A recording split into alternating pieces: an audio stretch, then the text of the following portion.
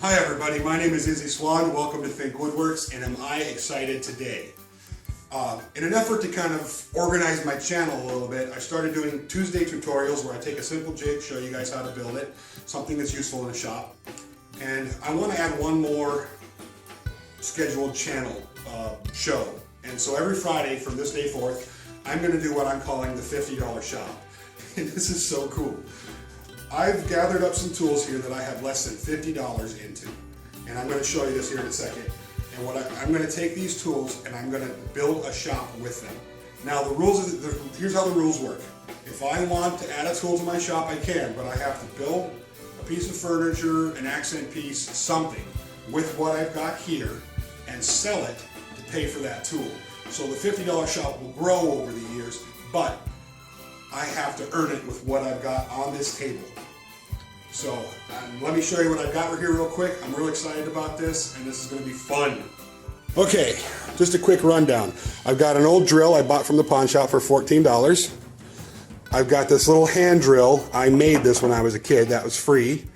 I bought this coping saw for $2 at a garage sale. The same garage sale, oh, that doesn't belong in there. The same garage sale, I bought a handful of drill bits and drivers for $2. I got this at the same garage sale for $2. These are all bolts and stuff I've taken out of furniture and just had laying around, so that's free. I got a couple of wrenches. I paid $2.50 for these at a garage sale. This I had to buy new. This was $8. I've got a little hammer I bought at the dollar store for $1.25. A pair of wire cutters free, and a little square I got at a yard sale as well. That's $1. And then I've got this skill saw, which was broken when I got it. It doesn't have a fence on it, and it didn't have a cord, so that was given to me. And then underneath here I've got a little sheet of melamine, and over here I've got just a sheet of chipboard with some cedar on top of it that I took off of a piece of furniture. And I am going to start my entire shop with what you see on this table. And then, so I had $37.75 into this, which leaves me $13.25 I can use towards another tool that I want. Alright, so as you guys know, you can't just build something with just tools alone. You need a few things like glues, fasteners, screws. So beyond the $50, I've given myself an allowance of $20 for fasteners, glues, screws, finishes. And that's how we're starting, with what you see here, and a $20 allowance for the glues and screws and fasteners, and a $13.75 allowance for more equipment. That's what I have left over from my $50. We're going to start a shop, we're going to build our shop up, and we're going to have a lot of fun doing it. So to get started, we need a table saw. You can use just a skill saw by itself, but it's a lot more handy when you have a table saw, and I'm going to build a little table saw with a skill saw. Nothing fancy, anybody can do this. Alright, so I just used my chipboard as a straight edge. I started by screwing one side of it down, then squaring it up, and then screwing the other side down. This keeps it nice and square to my stock. And I left myself about 18 inches there. I'm sorry, 12 inches.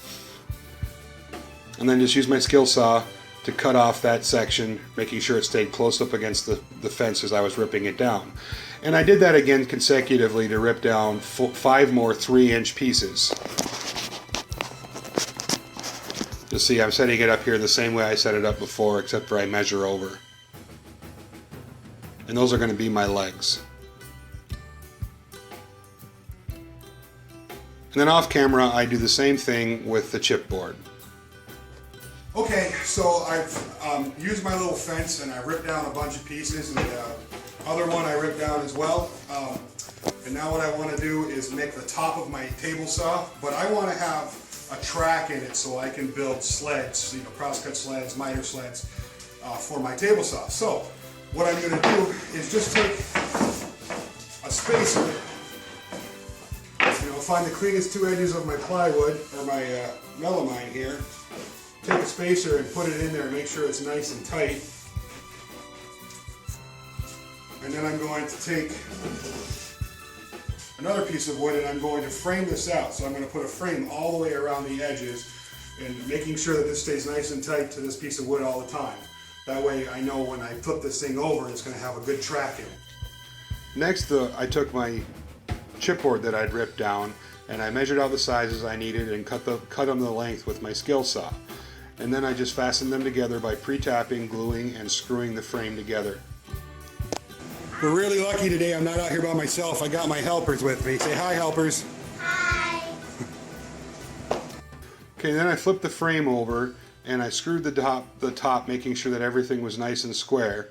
And I pre-drilled everything, glued it, and then screwed it because I want it to be really solid. Okay, for the other side, I've put a spacer in here and put some glue down and butt this up nice and tight. That way I know my track all the way down will be good. And then I got my helpers. They're holding it in place till the glue sets. So I'll see you guys in about an hour, okay? I'll have fun. Don't move now. Don't wiggle. Okay, bye. All right, guys. I'm back. Hi, Daddy. Hi. I'm gonna make grilled cheese now. It's been forever. I'm starving. All right, go ahead. After I got the top all screwed down and glued down, I took the skill saw, set it on top, positioned where I wanted the blade to be, and then very carefully fastened it to the top.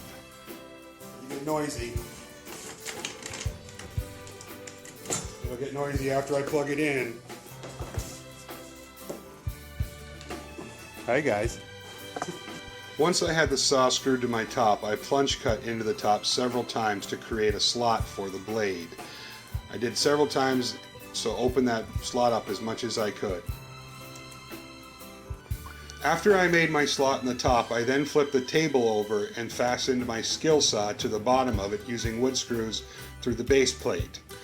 It takes a little bit to make sure that that blade gets lined up perfectly with your slot. Now you got to make sure that that blade is lined up with the track, so mess around with that till you get it right. Then I took a couple pieces of scrap wood and covered what was left of the track and screwed my legs on and made some little braces and screwed those on as well. Alright, with my saw installed and the track ready to go, I've used my last piece of melamine as a fence and screwed it down to the tabletop so I can rip a 3/4 by 3/4 inch piece to test the alignment of my blade. With my 3/4 by 3/4 inch scrap ripped down, I've installed it in the track and I'm using what's left from my scrap to make a makeshift crosscut sled to test the alignment. I start by putting a screw in one side, then lining it up with my framing square, moving it into position, and then screwing the back side of the crosscut sled into the track.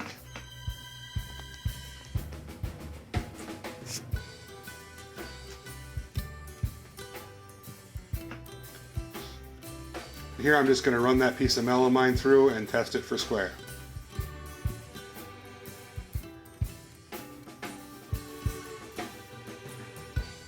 That looks pretty good, guys. Good start on our table saw.